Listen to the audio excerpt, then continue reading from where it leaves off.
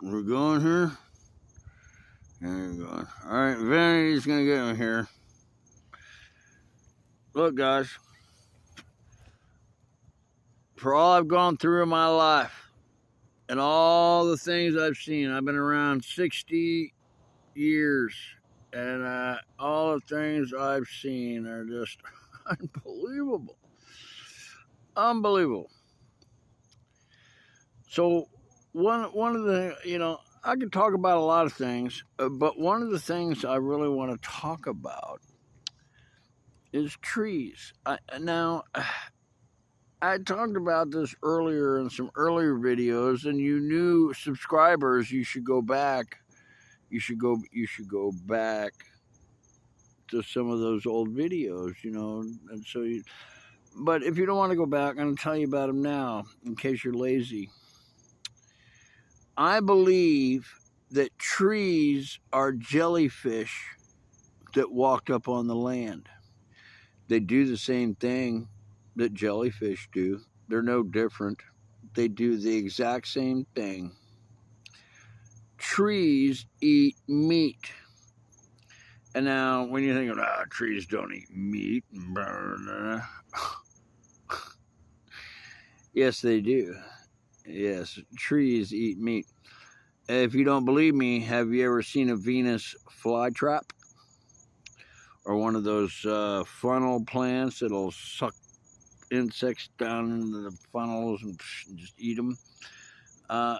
What do you think happens to a baby bird when it falls out of a tree, falls on the ground, dies, whatever, because it can't fly, whatever, and its proteins absorb into the ground, and then the tree eats it.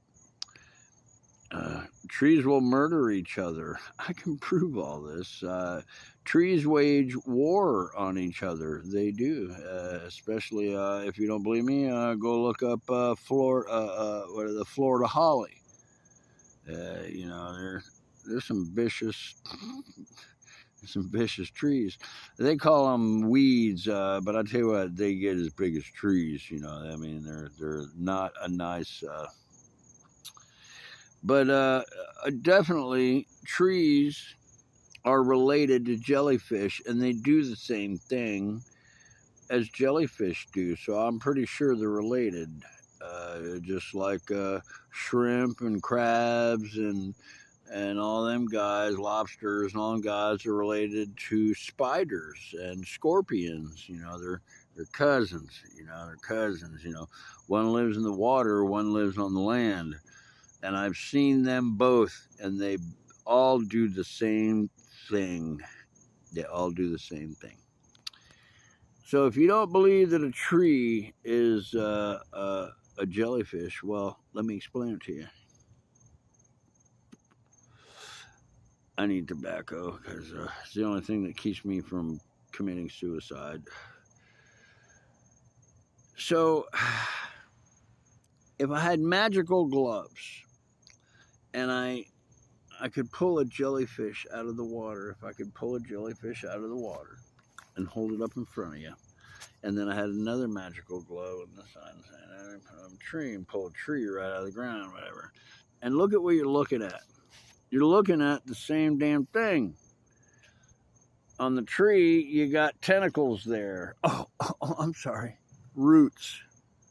Call them roots, whatever,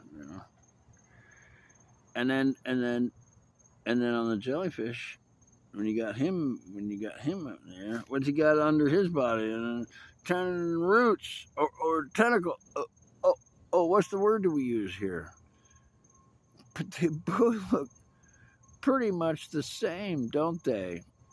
They both have roots, tentacles, slash. They both got the same thing, and so one lives in the ocean, one lives on the land.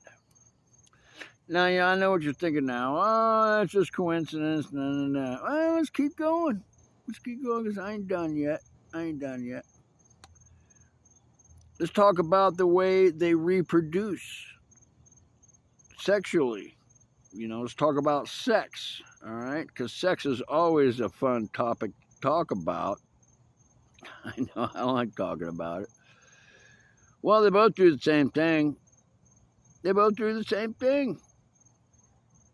The male jellyfish, he releases his sperm into the water. He doesn't swim up to a female jellyfish and say, hey, we're going at it, you know. No. He just releases his sperm into the water, and this female jellyfish swims along and goes, what's that funny taste in my mouth? And poof, you know, we have 10 bazillion more jellyfishes. All right, that's how they do it, you know. Now let's look at a tree. Let's look at the trees. Let's look at the trees. Let's look at them. You know, you're walking around one day and you're like, achoo, achoo, achoo. Oh, the pollen count's really high today, you know. A lot of pollen in the air. It's not pollen, it's tree sperm. Because trees do the same damn thing. The male, he just releases, the male tree releases the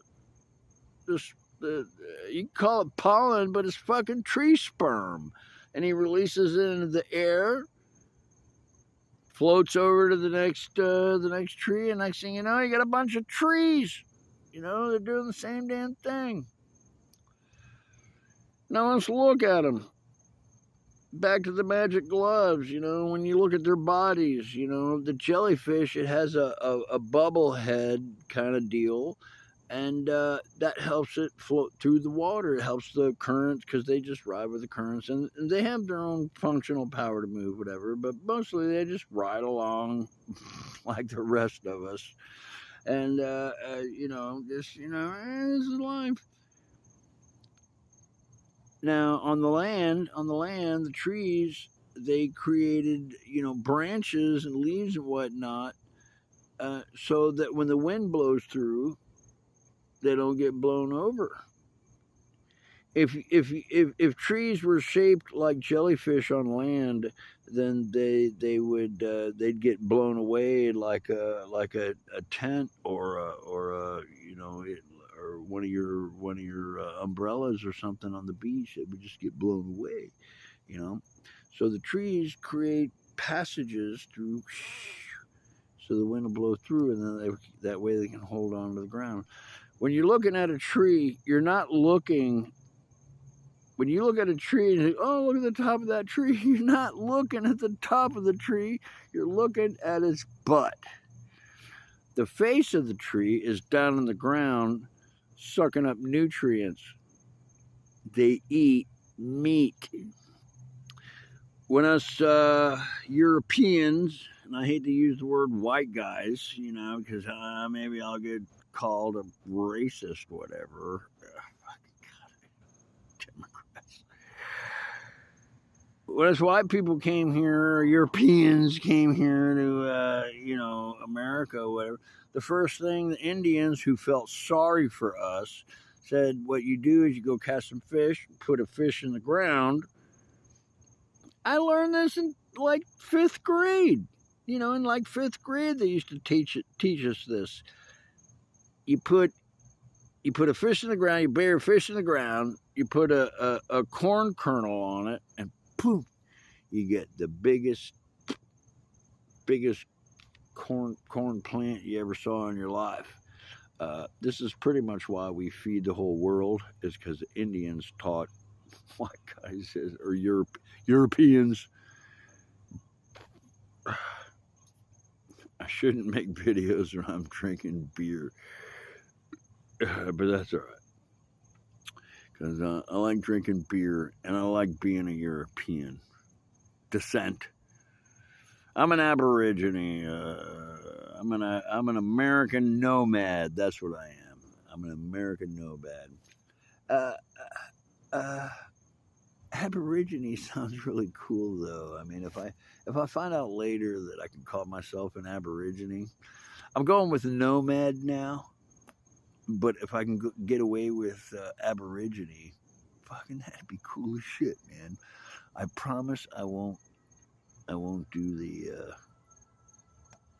what do you call that?